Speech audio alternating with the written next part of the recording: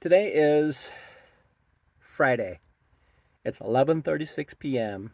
It's March 28th, 2025.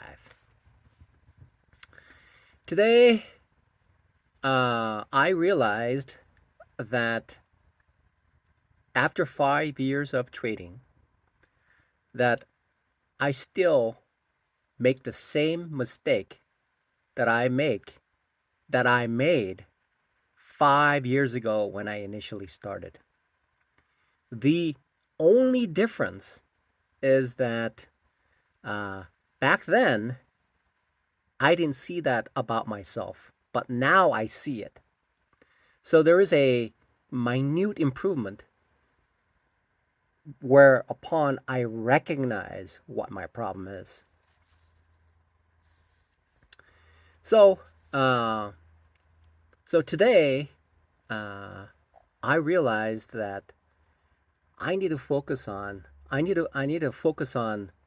uh, this interesting thing about trading. After having traded for uh,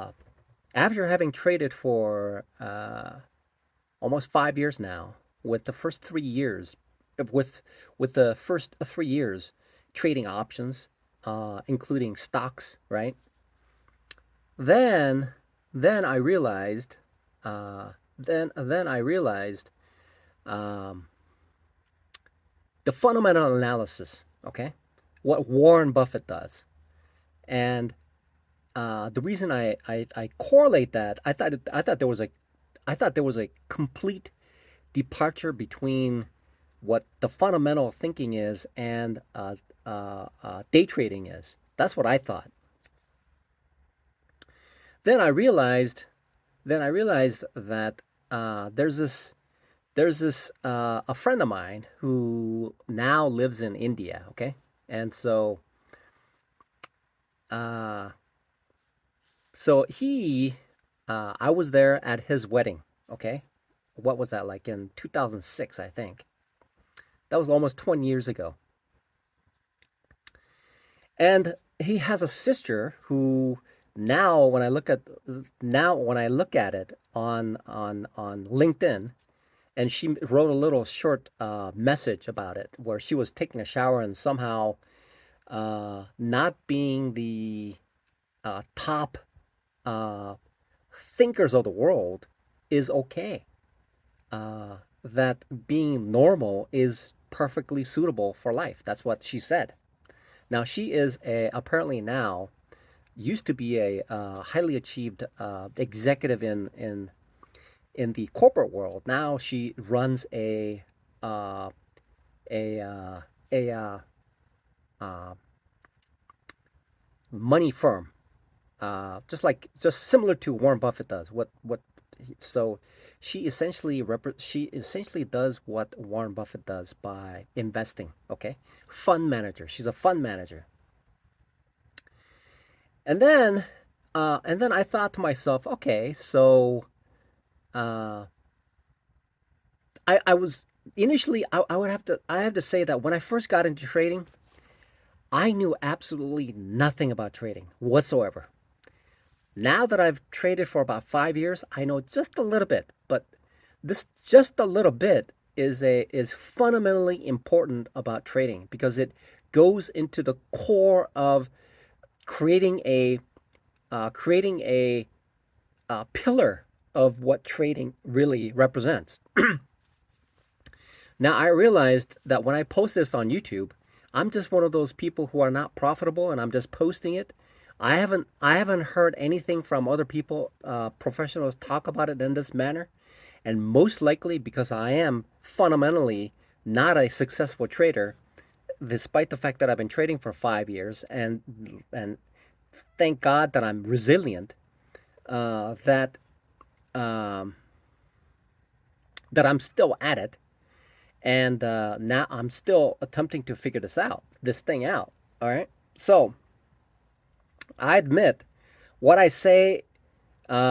See, if I read the Bible and I attempted to put it in my own words, that's what I'm attempting to do. Okay, so when I read the Bible, And unless I take that exact word from specific Bible, whether it's going to be a Catholic Bible or some other useless Bible, okay, then then I quote it specifically, and then that is a means for a communication, like the King James version, right? Some people read the King James version. I read practically across the spectrum of Bibles from cover to cover. Uh, and so there is a specific way of communicating who who communicate through that type of situation. So there is a specific means to communicate about God's words using the Bible by specifically taking the exact words that have been agreed upon by committees who say these are God's words. And so that's how communication is done, okay? So when I take my words and attempt to interpret it, it's not the words from the Bible. I'm just using my own words to interpret it. And I made it certain here that I truly am not a profitable trader. I'm not. Okay? I'm a little bit spotty at certain points, but I'm still not there. I'm gonna get there as of today, right? I'm gonna transition, crossing over that bridge. So it's like so trading is essentially from not too many people can do this, but what happens is that there's an invisible bridge. Okay? This invisible bridge, this invisible bridge is built upon the sweat and tears of hard work, either somebody else's hard work or my own hard work to cross from this to the other side. Okay? And so I can cross this gorge, like the movie, The Gorge, where there's hideous monsters in between this side to the other side. Okay, I can get to the other side based on hard work. Okay, it has to be built. Otherwise, if I don't build it right, I can't cross the other side. And there's the way that it has to be broad too, like like psychology, like setups, like risk management. It has to be solid, like the San Francisco Bridge, that big cable that holds the roadway together. It has to be. I have to build that. It's an invisible bridge. Invisible bridge to the other side. Okay? It's the invisible bridge to the other side. Okay? So I have to first state that I am not a profitable trader, and this opinion is from me, and and I'll just post it. Okay, so um, the thing is, the reality is now this invisible bridge that nobody else they talk about it a lot, but they really don't pinpoint exactly in terms of specifically to own it to myself. So when I look at all these YouTube videos of I mean, there's a lot of people who are profitable. Okay, there's a lot. I can already tell they're not fakes. They're real. They're making money. I can see that. Okay, a trading buddy of mine, he's profitable. I know it. Okay, so there are like gospels out there who knows how to trade. So they drop little hints. There's a lot of there's a lot of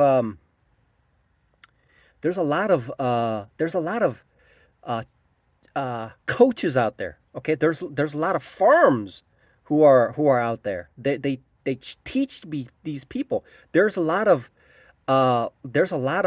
like groups. There's a lot of like trading groups. There's a lot of people live trading groups. There's lots of people who train people from like $400 to $10. I bought this course from this guy on whatever training course is, and it was like $10, and all it had just lots of information in there, right? So then I bought that. Then I bought a $250 course from Tim Sykes, which it was just so far ahead over my head. I just didn't understand it. It's an honest statement. And then I got into like L books for $400, which I've been studying for like 2 years, but I still haven't figured it out yet. 2 years. I've been studying for 2 years, and still like like what he says is like it's like uh it just doesn't make any sense. Still, it still doesn't make sense. It's still like it's a book. Every video is like a book, but still I haven't been able to capture its meaning. Now that's the industry right there. Okay. Then as I take this piece from here, this piece from here, this piece from here, this piece from here, this piece, and I grab it. And then as I started to gain experience, primarily in the forex market right now, because that's see, I'm spending essentially roughly about $70 per challenge, prop firm challenge. I'm spending about $70 per prop firm challenge. Recently, recently now I afford that despite the fact that I'm not worthy to work as a dishwasher. I can tell you that I'm not worthy. All I do is the happiest part of me is just go in there, do my work, not talk to anybody, okay, and, and then and then just jump out of there and then get back to this so that I can get back to my family. Okay, that's the goal is for me to get back to my family. The goal for me is to become profitable for the whole purpose of getting back to my family. And the only way for me to get back to my family, this bridge that I have to cross, this invisible bridge, is to become profitable so that when my kids talk to their friends, yeah, what does your father do? Right now what they tell other people is that I'm a homeless, unemployed, living out of a car. I wash dishes, and I am a convicted felon. Okay, and and I am unable to. I'm also a extremely an introvert. Okay, and when it comes to like defending my ex-wife, I'm like I have to tell you, it's like what Richard Pryor said. Okay, so so Richard Pryor and his wife at the time, uh, it was confronted by this thug, and he jokingly said, "Okay, um, so I mean, he's terrified, right?" And so what he said was that he just ran off, and then I'll see you at the house. Okay, that's the type of situation. I have to be very honest here. I'm that kind of a guy. I'm not. Uh, I don't know anything about defending myself. All I from my life throughout my life, I have been the youngest, and I have been beaten down and and treated in a manner where I was unable to defend myself. And the only way to do survive was to cower in a corner and hope whatever the monster is would go away. Right? That's the way that I grew up.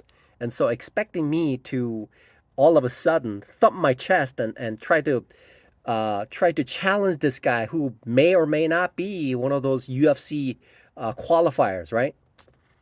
So what I know from experience and watching plenty of those UFC challenges, they could literally poke somebody's eye out in a millisecond, right? So what I attempt to do is survive by running faster than my ex-wife, but that's that's the way it is. Okay, that's me. I'm telling you, that's me. Okay, just pray that this whoever this instigator is just goes away or gets off the bus and gets off and take that crazy deranged kind of thing off the bus. Okay, then just pray. That's and leave the ex-wife alone. All right, that's all I can say. I've learned this from me. This crazy guy at the homeless shelter was sitting on my face, trying to get me farting in my face so that I have pink eyes, right? I mean, that's who could have suffocated me, right? In fact, when I was there, this one person died in his bunk. That's how things work out. I mean, there are people who pass away, and that's the kind of people that we're placed in a close confinement, or this crazy guy who there's a mentally deranged guy one or two mentally deranged, well, there's quite a few mentally deranged individuals in there, but there's excessively mentally deranged individuals who think it's funny to suffocate somebody to death. Okay, there's people like that literally in a homeless shelter. So I, for one, am not. I, for one, am not a. I mean, yeah, it's. I attempt to avoid the confrontations as much as possible. Right. Look where I am right now. So when my kids talked about me, I'm essentially. I have all these things. Okay, look at me. I'm living out of my car. Okay, and I go to a buffet. I stuff myself so that I don't starve. Okay, and uh, and that's where I am. And in order for me to cross that bridge, in order for me to in order for me to get to the other side, to meet my family, to to to to have my daughter. See, I know as children when they're growing up, uh, they want to be proud of their parents. And so when they go to school or they talk to their friends, they go, "Hey, what does your parents do? Hey, what does your father do?" Okay, well, he's a world class golfer. Oh, he's the president of the United States. Oh, he works for a company and he manages 400,000 people. He's the executive, right? That's how it is. Nobody wants to say, for a while, for me, the same way as well, as both of my parents were custodians, it was difficult for me to say, "Hey, yeah, my brother never graduated elementary school, and she worked all her life as a as a as a custodian, a janitor." Okay, that's what she did, right? It was difficult for me. That's what happens. Now I can see that when my kids, who are now college graduates, hopefully they found a very good job. I hope. I hope they did. I hope they found a really good job, and I hope they're doing really well. And hopefully later on, when I cross to the other side, when I cross to the other side, and then somehow God allows to us to meet each other, unlike that one time when we were floating down the Boise River, okay? So I bought this boat. Oh, okay, okay. I bought this boat, and then the whole family was there, and and my daughter brought a her friend, and we were floating down the river, and somehow a bright idea jumped into my mind that says, okay, let's make it more interesting. So then the tube just went right underneath the tree. Everybody ducked, but me, I got caught off the branch and I fell off and I had to walk on barefoot like Jesus Christ on like hard like a couple miles to they just went down. I don't think anybody knew how to stop. They just went. And so they ended up with my cousins having a lunch or whatever it is, and so so I ended up like walking and calling my mother, and then getting the car, and then all that stuff, and later met together, and they had fun, which was which is more important. So so that's the situation, okay? And so now now I'm in a situation where I have to cross to the other side to allow myself to have the opportunity to rekindle my relationship with my children and hopefully with my ex-wife, so that at least we'll be in good terms, familiar terms, be able to exchange uh, happy tidings, okay? And and maybe when our kids are they should be like 25 years old now. They're 25, and so both 25 and 24. And so when they start to build their family, one someday they'll say to their children and anybody they know, "Hey, what does your father do? Hey, what does he do? Okay, what does he do? Okay." They don't they don't want to say that I am uh, homeless, used to live in a homeless shelter, uh, and I've been fired numerous times from companies, and now divorced, a convicted felon, and now washing dishes for a living, and and still have like 4 to 5 more years as a convicted felon, uh, and ostracized by society, and the only means for me to survive is to go to a buffet and feed myself, right? That's they, I don't they can't say that. They can't tell their friends and say that's what he does, right? That's what he does right now. And probably I have chosen something which essentially, I there's a manager that I send emails to in exchange to console my soul in order to keep going with this. Okay, despite the fact that I've been doing this for 5 years and I've lost everything, everything, and uh, and so that's that. Okay, so so that's the situation. Okay, so that's where I am. Right.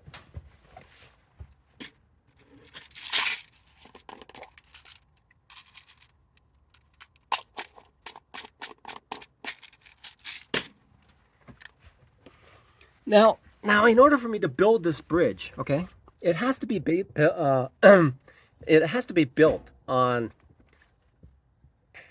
So I'm chewing. I'm like I'm eating xylitol. Apparently, it's good to like strengthen the teeth because of what it will induce is the saliva to run out of the mouth. If I don't have this, saliva doesn't flow normally. So apparently, the saliva uh, has the uh, the nutrients that's required for the teeth to strengthen itself. Okay. Otherwise, the enamel will just start wearing out because that's the only way for the teeth to strengthen itself, right? Because it's not like a tree where the trunk gets the nutrients and then spreads it out like that, expands, but it's actually being coated. So So, in order for me to cross this invisible bridge to the other side, I have to build it. I have to build it one strand of that iron cable and the the the passageway, one brick at a time, one centimeter, 1 feet, 1 meter, one block at a time to the other side, and it's expansive. 95% of people can't build that bridge to the other side, right? They just fall in, and the current just sweeps them away. Some people it just sweeps them away, but some people fall, go to the other side, get some more money, and try to build it and go and then fall back down, down, down, down, over and over, just like myself, right? It's like if I were to tilt that bridge like that, it's like just trying to go up. Okay. So now I realize what I've been doing is for the past 5 years, and my kids are probably, I mean, that's the situation I am, and I can see that when I was younger, I can see that they don't want to say that their father is essentially, I mean, they want to be proud of their parents, okay, but they don't want to say that, well, this is what my father does. He doesn't want to say that he's a multiple unemployed person who who's a convicted fellow, who's a criminal. I don't think they want to say that. So I have to build upon that, okay? And so this YouTube channel is being used to record this journey, and I don't even know if I'm going to succeed because I there are very smart people who's been who who's been trading, okay, and so they say that some of these people are very smart. I mean, some people say that they haven't been successful for like 8 years, they haven't been successful for 10 years. Some and there are people who are successful whose parents who's been doing it for all their lives and have never been successful. We're talking about 20, 40, 50 years. I know it. I It's just like relating to like playing chess. I've been essentially playing chess for like 40 years. I even won the junior high school chess champion every year, chess championship every year, but that skill set never grew. Okay, it never grew because I never built upon that. Okay, I had the opportunity in high school, but I never took advantage of it, and it just sat there idle. And when I just on my cell phone, I play chess, but essentially it's like win loss, win loss. It's like sometimes I win, sometimes I lose. There isn't a streak of things that I do on a 1 minute challenge whether I can consistently from on these 10 things on ten challenges whether I win or all of them or not, right? So that's the situation. So building upon this and building upon this invisible bridge to the other side. I'm attempting to build this invisible bridge on to the other side. And I saw this Etienne Crete interview with this guy who is a coach, and he says, "You don't know what you don't know." Okay, that's what he said. You don't know what you don't know. From my experience, I don't know what I don't know. It really is. It's truly. It's like being a scientist, uh, trying to discover oxygen. Okay, the fundamental elements of the periodic table, and it's incredibly difficult. That's what I'm building. I'm building that foundation, that build. I'm trying to build that bridge to go to the other side of prosperity and to my family. Okay, I'm trying to get there. I'm trying to get there. It reminds me of my ex-wife. Okay, when we first dated, she was in Eugene, Oregon. I was in Eugene, Oregon. Her family was in O'Brien, Oregon. Okay, so it's like a 3 hour drive. Okay, but she didn't complain. She just wanted to go to her family, and it takes like 3 hours to drive there. And when she was there, pregnant with our son, and I was in Eugene, Oregon, I went there practically every weekend to visit as much as possible. Right? I think that's how my memory. That was like 26 years ago. So that's what I did. Okay, that's what I did. And so when there's a family gathering, because they have so many kids, her parents had so many kids, like I don't know how many is that, like eight or something like that. And so they would get together, and then people who don't go there, they're missing out. So they have to go there. They have to get there. They have to go there. Okay, sure, it's like 3 hours away, but they have to get there. They have whatever the situation is, they have to get there. So it's a gathering together. It's a moment of memory in time and space. Okay, it's creating memory. It's creating bond. It's creating a relationship. It's building upon that relationship. For me, right now, I am essentially on the other side with the rest of the 95% of people who who who aspire to become that 5%. And I look at these people who are the 5%ers who are making money. I mean, they're having a great time. I can see they're like they're on the other side. They're shouting, "Hey, hey, this is how it's done. Hey!" From the other side. I can hear them. "Oh yeah, but I still don't understand because if I understood, I'll be right next to you going, "Oh yeah, hey, you're right." Right? But in the meantime, I can hear them shouting through YouTube, "Hey! Hey, you! This is how trading is done! All right? This is how trading is done, okay? Hey, you! I'm talking to you!" But but I don't understand it. I still don't understand what trading is really about. But they send out these messages with pigeons, with messages tied together, send it to the other side, and I'm looking at it. I'm reading it, what they say, the videos that they send over. I'm looking at it. I'm trying to make sense of it. They're on the other side. I'm on this side. I'm like trying to read it, right? I'm trying to read it. I'm trying to understand that message on the pigeon's leg, okay? All right. Apparently pigeons, there are they have a home on this side, the 95% of the side. And so what these people who are successful, what they do is take these pigeons, take it to the other side, okay? And then when they take the pigeon out and then put a little message on their leg, the pigeon will fly home, which is here in the 95% of people who are unsuccessful, who are the people who take all the money, like myself. I'll just give you an example of what's going on here. I have been working as a dishwasher now almost 5 years. Uh, the homeless shelter for the first year allowed me to save some money for rent. I took that money and I gave it all. I dumped it into this thing called the market. And then I continued that for 3 years. And then I was penniless. My bank account, I posted in one of them where it was down to like $3.50 or something like that. So that has been the story to this day.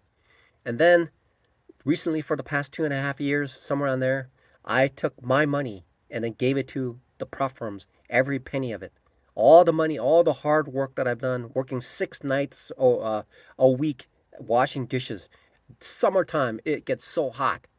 Uh, Summertime, it gets really hot, especially wearing like layers of clothes and going outside and sweeping, especially at my age, and things like that. It's and bussing and taking these plates are really, I mean, big. I mean, they're heavy. Each plate is heavy, and you stack them together and you lift that and you bring it back, and it's like running a marathon from beginning of the shift to the end of the shift, constantly moving. The arms are moving, the legs are moving, and then when there's people who needs the other station to be staffed, while I'm doing that, then I have to do double the work for the same day. And then it elongates the day and I've used up all my energy and then it gets harder and harder to do, right? That's that's the kind of people who are on the other side, okay? That's the other side. Because all that money needs to go to these people who are the 5%ers. They deserve it. They deserve it. I they whatever they are, they could be jerks, they could be good people, they could be Christians, they could do good things for other people, or they could just take all their money and buy exotic cars and uh, and then they don't give anything to the homeless people or whatever it is. It doesn't matter. They deserve it because they earned it. They they built it. They built the bridge from this side to the other side. They deserve every penny they got. Okay, they deserve it. They earned it.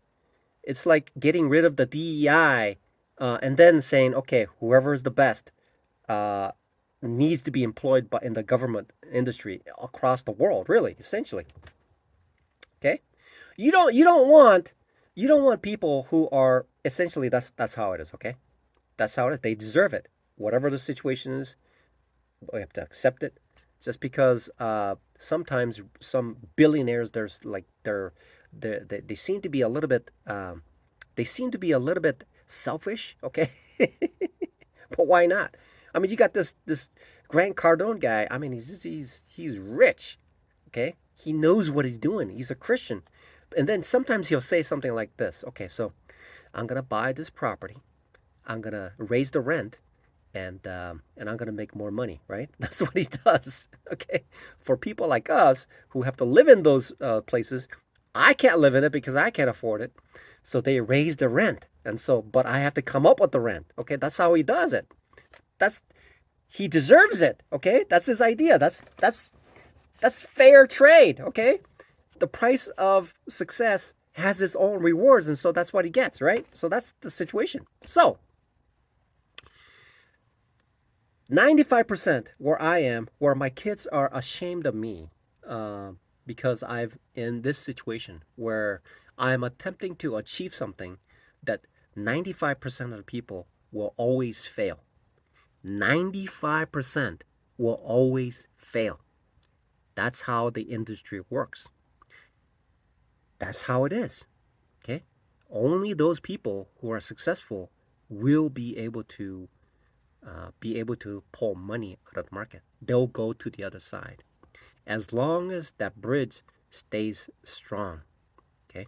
As long as that bridge stays strong. So that's the situation. Okay?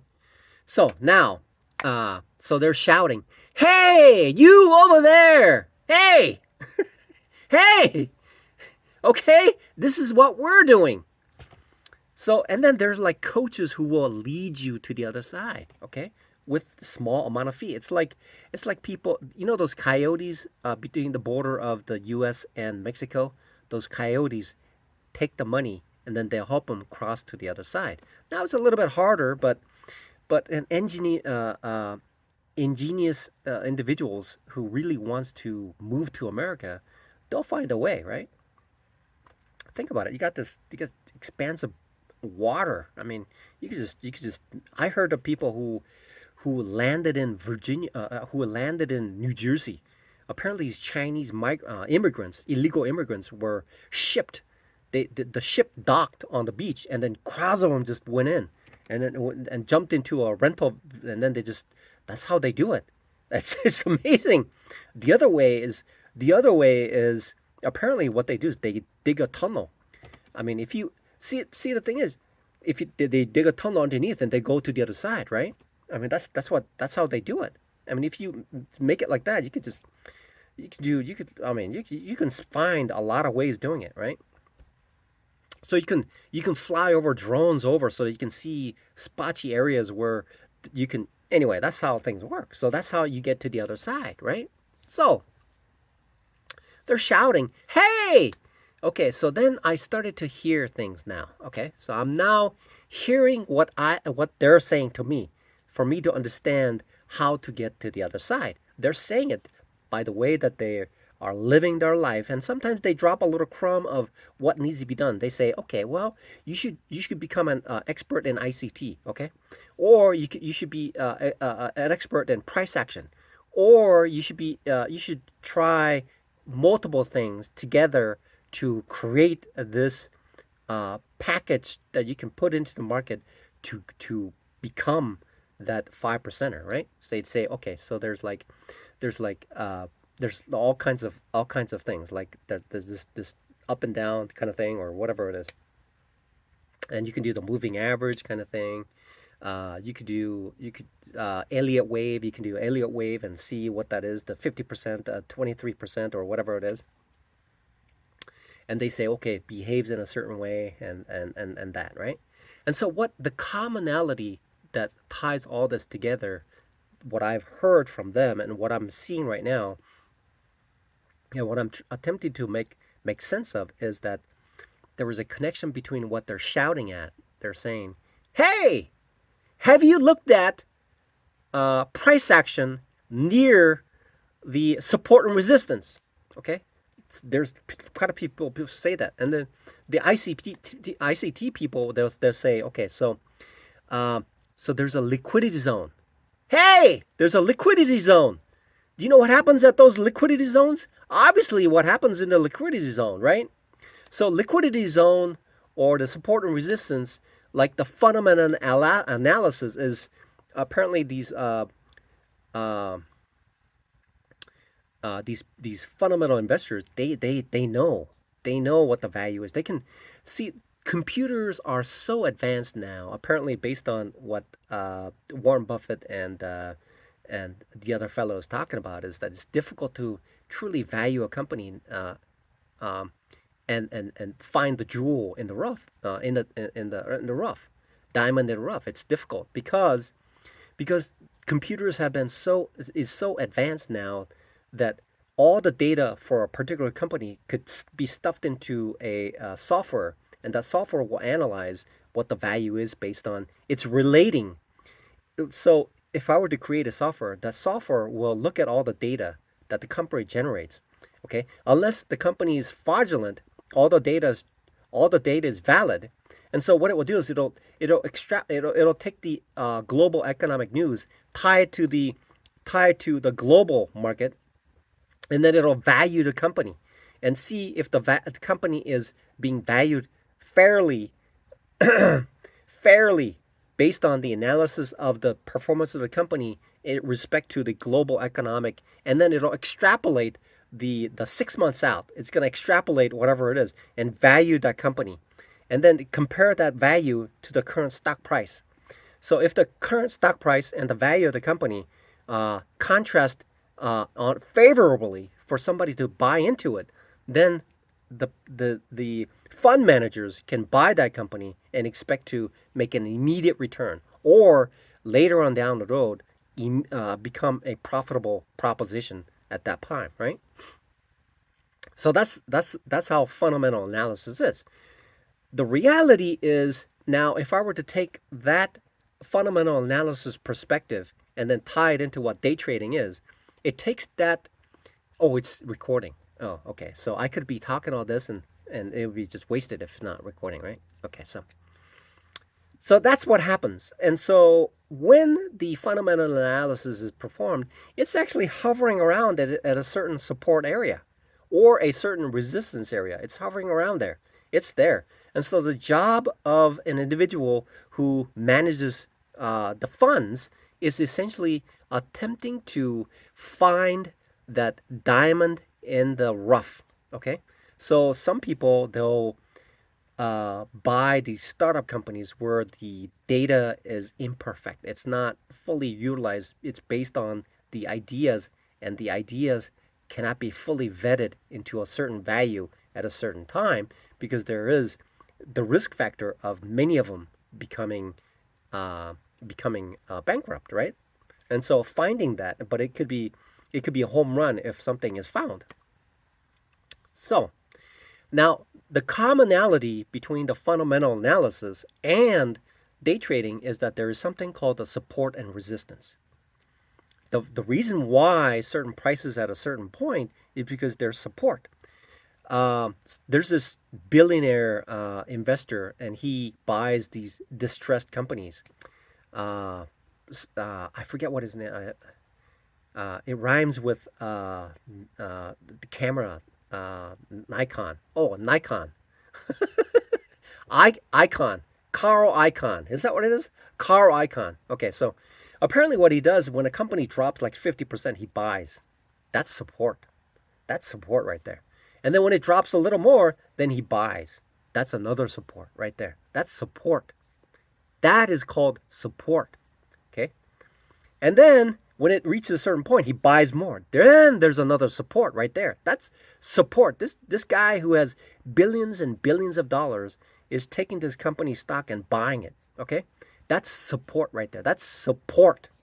What happens when there's support? It doesn't go below that. It doesn't. Sometimes what the buying will do is after the support is reached, what it will do is it'll bounce up because any downside has been absorbed by this interest of this fundamental people attempting to grab as much shares as possible, and it will not go below that level. Sometimes a big whale will start to sell at the top, which is called resistance. Okay, and it'll not go above that unless it's some sort of like penny stocks and it just spikes up and then does whatever it is, and then and that's what happens, right? That's how things work. So the commonality, the principal commonality between now this is I'm just opening as somebody who is essentially have been working on this for 5 years. I mean, this is like an eye-opening statement. Okay, I don't know if anybody will be able to uh, if somebody were to grab this book that I'm talking about right now on this YouTube, is able to grab this idea. It's essentially a 4 to 5 years of experience of not although not successful, but this is a observation that I've made through blood, sweat, and tears of hard work and money. It's like going over to this new person, right, who has never but has the interest to dabble in a new discipline. Okay, it's like a new college graduate, and this seasoned veteran comes over to talk to him and says, "Okay, son, hey son, uh, working as an engineer, you have to do this. I realized this after working 20 years." Okay, and then automatically this person who has 0 years of experience grabs that information and somehow knows it. So that's what this principle is. It's essentially it's essentially defining the core and the foundation to me. Okay, other people will disagree, and justly so. But for me, right now, The foundation of trading is knowing the support and resistance. These professionals hint at it. They'll tell you because there's a lot of fog surrounding it, like emotion, the techniques to get there, risk management. But at the foundation, at the core, at the so if I take an atom, a helium atom, there's this very small mass. Okay, hydrogen. Let's say it's hydrogen. Okay, hydrogen. There's one electron and one proton and one neutron and things like that, right? The distance between the electron and a proton, the distance is very far. Okay, it's far. It's very far.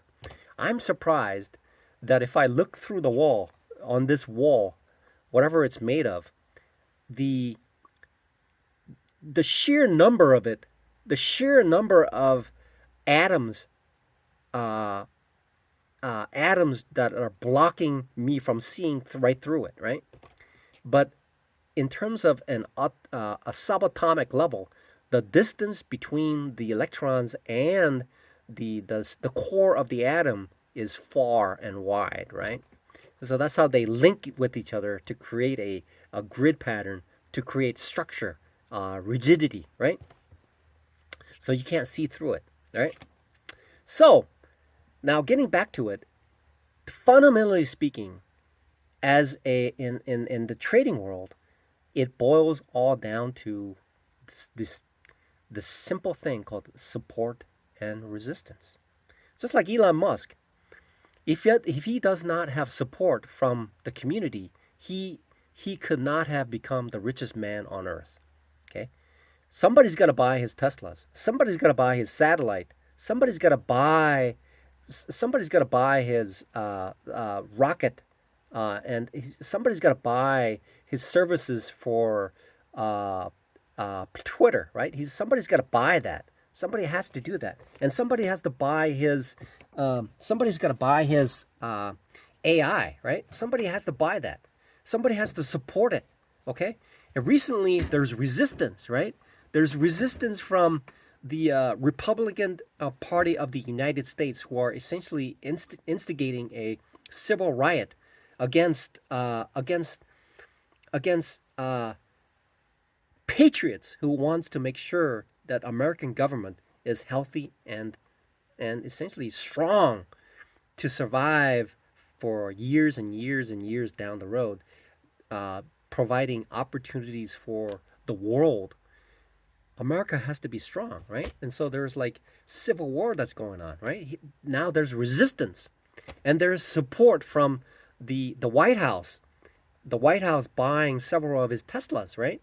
And then the federal government is supporting him and making sure that these people who are vandalizing the Teslas are punished to the fullest extent, right? That's that's support and resistance. And so when it gets to that point, it's like bouncing between support and resistance. That's what it is. So fundamentally speaking, after all these years of doing it, it boils down for me anyway. There are three factors now for me to take care of, and that's what I hope to kick off this weekend. Which is, I mean, I've been in the dark place for quite a while, right? Personally, financially, and I mean, there's a lot of things that's been on a really dark part of my life, right? And so in order for me to get to the other side, right, it's like there's like three things. One of them is psychology. My mind sometimes it's like I'm still addicted to gambling. Something that's right there. The other part is making sure that my setups are properly set up so that I know what's going on, right? So those are a couple of things, and I have to along with that I have to make sure that yeah, I think those and then risk, okay, which is a small part of it, but fundamentally the big part of it is like my mind, psychology, okay, and then also make sure my setups are there, because my mind will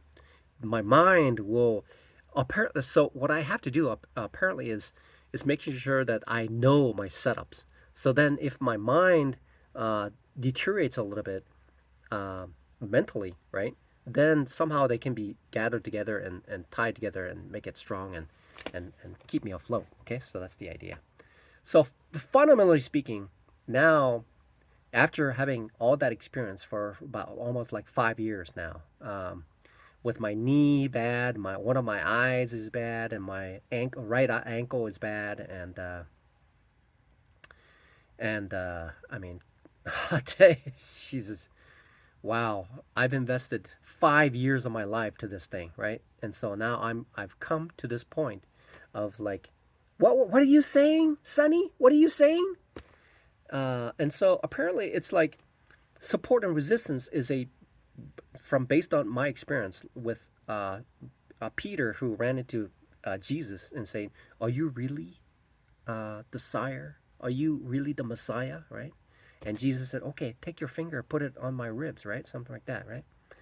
And so this is at a point where now I'm attempting to understand. Now I'm at the core of understanding what that is, which essentially is support and resistance, right? So this guy named this I forget whatever his name is. Uh, and this guy on YouTube talks about this, and he's very good at it. And so he has this one bar, elephant bar. He talks about Oliver. His name is Oliver. And he talks about this elephant bar. And so that elephant bar seems to be a breakout of either from the resistance or support area, right? So that still makes sense. So I'm tying all these together to try to make sense of it. It's like, I suppose what's happening is that I suppose is I see. I used to work for a company who allowed me to have this privileged information. It's so so essentially nothing is 100% secure. Nothing is 100%.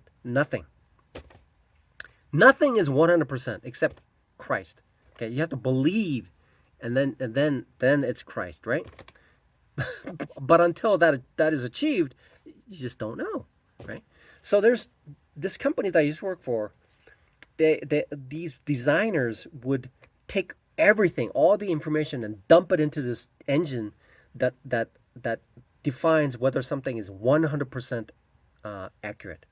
It's called fault grading, and fault grading with a certain score, meets the threshold of product reliability, as far as design is concerned. And so they take all these so they design something, and this engine knows what this design is, and then they take this stimulation that is to use to stimulate this thing that they designed, and then they come up with a score to whether all of it has been exercised through something called fault grading to make sure that all the faults are covered. Okay, and so when they reach a certain point, they say, okay, it's good enough, it's good, that's it, it's done, it's a finished product. It can be sold to the customer at the onset of design tape out. Okay, that's what they say. It's a tape out. It meets the full requirement of a tape out based on that score. Okay, all right. So so so that's what it is. Now, as far as understanding what day trading is, essentially is knowing the support and resistance. That is the launching point. That is the starting point. That is the starting point of going from the beginning to the end, where the marathon starts. Many people talk about it's a marathon, right? But but I talked about it, but I didn't know where the start position is. The starting position is the foundation of day trading is support and resistance. All these candlestick formations, all these chart formations, all these squiggly lines, waves, and all that stuff. If I peer into it, from 1 hour to 30 minutes to 5 minutes to 1 minute to 1 second, or however I zoom in into the market, then there is something called support and resistance at those levels. Because sometimes there's going to be a little very skinny candle, okay, and it's going to be 1 2 3 4, it's going to go sideways. It's right there. Is it sitting on a support? Is it sitting on a resistance? It could be one of those two things, but it's there. It's there. And as soon as it starts to go up or down, then it defines whether it's going to be support or resistance, right? Sometimes what it'll do is it'll jump above support, resistance, and then drop right down and then just start going the other side. That's what happens, right? And so, fundamentally speaking, the starting line, after spending 5 years day trading, I finally figured out where the start of the this invisible bridge is built upon, where the foundation is built on this side of the wide divide, wide canyon, this river, this very very cold uh, uh, distance filled with sharks and all this stuff is the starting point is understanding the two two positions that are holding it up is called support and resistance. It's called support and resistance, fundamentally speaking. Okay, so if I were to equate that to it's a helium. It's not a hydrogen. It's helium. It requires those two proton these two things that allows this two electrons to jump to the other side, right? To the other side. It's called support and resistance. See, I'm not profitable. Okay, I'm not profitable. Okay, so what I've been talking about for now, what is that? Like 56 minutes is it's just gobbledygook. Okay, but what I've realized, hopefully, when I finally go to the other side, this will serve as a stepping stone to my success, which essentially is those two footholds at the starting point, holding up the banner that says the start line, right? There's going to be a banner on the other side where it says the finished, right? Here's the beginning, right? Start of the race. That's where it starts. Okay, that's where it starts. That's where the race starts. That's where the marathon starts. It's the beginning. The beginning is after after it's like apparently it's like it's like looking into a wall. And then as I peel off and zoom in with the microscope, right? I'm zooming in. I don't know if it was my daughter or my son when they were young. They wanted a microscope or telescope or whatever it is. So I'm zooming in. The other one wanted like a fish tank or something. So when I zoom in, and I'm zooming in to all the fog, the distance of not knowing how to trade, right? I'm zooming in. I'm zooming in. I'm zooming in, and I finally isolate I isolate that single element. I zoom in on that single element, and I still have to because it's foggy. The electrons are flying around everywhere, and when I zoom in and zoom in and zoom in into that particle, when I see it, and there's two protons sitting in the center of it, right? If I were to if I go further and further and further as science allows, there could be something more in there, whatever it is, and it could be further and further. It could be smaller and smaller and smaller, just like the edge of the infinity, right? If currently scientists have this thing called reaching out to the edge of the universe, right? There's something they can't see anything beyond the universe, right?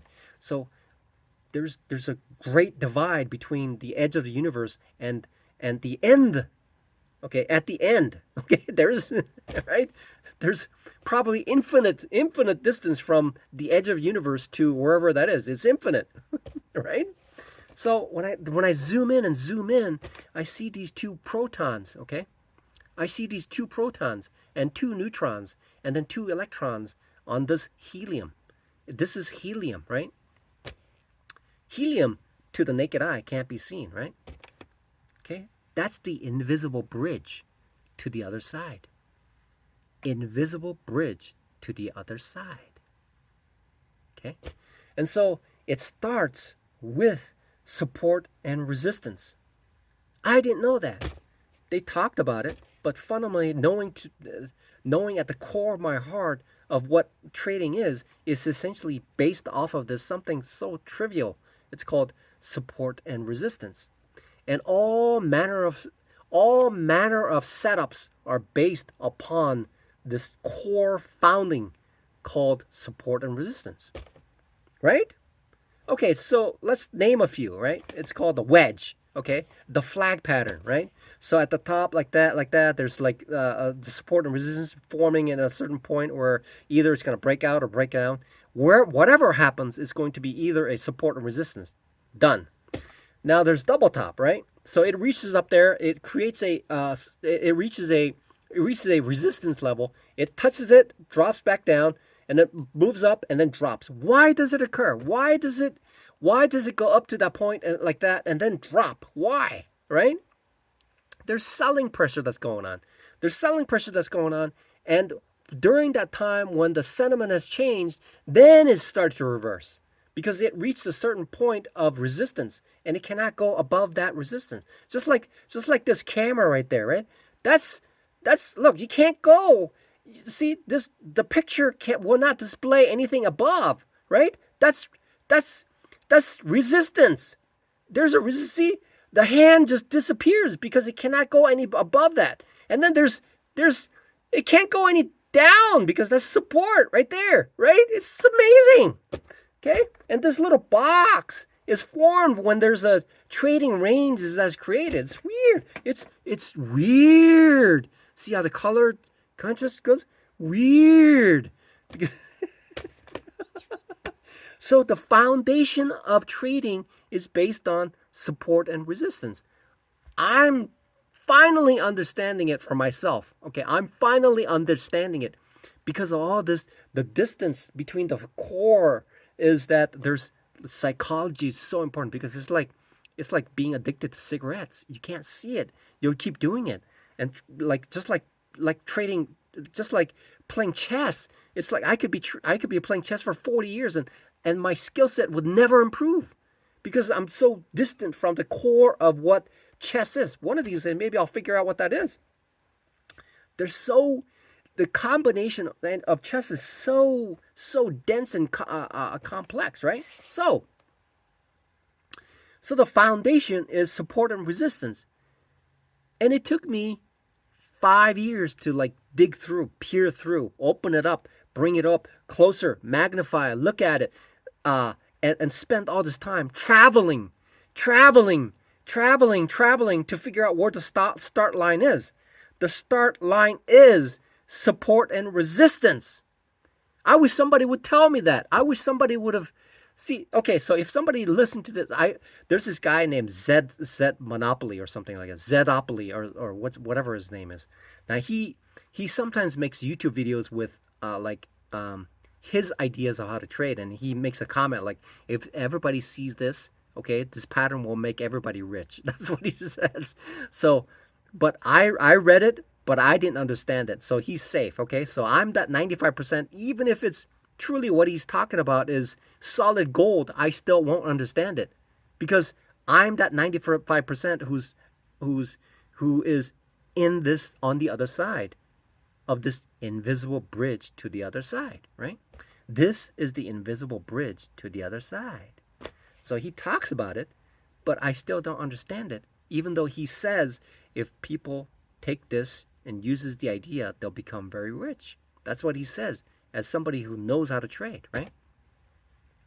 So the beginning is the support and resistance. Support and resistance is it. And the other things that I need to work on a branch off of, it's the seed. It's the seed of it's like so I would it's so it seems like it's like 2010, okay? The little baby is formed like that, right? It's so the two protons are the chromosomes, okay? 20 pairs of chromosomes, and the electrons are the soul. Electrons are the soul of trading, right? So it's a helium atom. Trading is fundamentally a helium atom, okay? It can't be hydrogen because it's got one proton, one neutron, and one electron. Oh, maybe it is. Maybe it is helium. Maybe it is helium. It's not. Okay. So maybe it is helium, which is the smallest element in the universe, right? There's a proton and a neutron. Proton and a neutron at the center, and there's one electron, which is the soul. So what happens is 23 chromosomes from one parent and 23 chromosomes from another parent. One parent having the Y chromosome, the other having the X chromosome. They merge together and create a soul, right? So you have three things that are occurring, which is the hydrogen atom. The hydrogen atom, okay, is a gaseous element that has an electron, a proton, and a neutron. These two things, proton and neutron, is at the center, okay, which essentially represents the support and resistance. And the electron is essentially there's a few things, which is one of them things is psychology and the setup. The psychology and the setup. Psychology and the setup. Okay. Just today, I was sometimes when I make a trade, I'm like, don't do it, Key. Don't do it. Don't do it. Look. It's in the backside. Okay. When it's on the backside, and you're trying to go long. You're gonna lose. Okay. As soon as you make that trade, you're gonna lose, and then click, and then I start to lose. It's it does that. The mind does that. It's it's the this. Don't do it, Key. Don't trade it. Don't buy it. Okay. It's in downtrend. Logically speaking, the logical side is doing that. The logical side is saying, don't do it. It's psychology. It's psychology and the setups. So hopefully the bridge that are built to the other side, now that I know what the foundation is, the two foundation, which is the proton and the neutron, and the bridge that the invisible bridge is actually built by these electrons that are linking together to the other side. Okay? Where there's two foundings there, which is essentially helium atoms together, right? Merging together, so to create a situation where I'm creating an invisible bridge to the other side. I'm creating a bridge to the other side. It's based on support and resistance, and the other part that needs to be built is risk management, psychology, setups, and practice. Okay, practice. I need practice. Practice is very important because it allows me to build this thing. It's building this invisible bridge. That invisible bridge is creating this muscle memory of what I need to do to the other side to get to the other side. The invisible bridge is cultivating, structuring, creating memory and the muscle memory to my trading so that I can get to the other side, to span to the other side, the gorge. I have to span across the gorge in order to get to the other side. Okay? That is, okay, psychology, setup, okay, experience, risk management, trade management, all these kind of things that are tied into building this solid and strong bridge that is invisible to get to the other side of profitability as a day trader, where the 5% are yelling, hey! Okay, nobody's here. It's currently, almost 1 o'clock on a Saturday, okay? It's almost 1 o'clock on a Saturday. Nobody's here. Hey! Trading fundamentally is helium! You know those people who, the Soylent Green is people! Soylent Green is people! Okay, so what I'm shouting out is this. Trading is about helium! In other words, it's about support and resistance! That's it!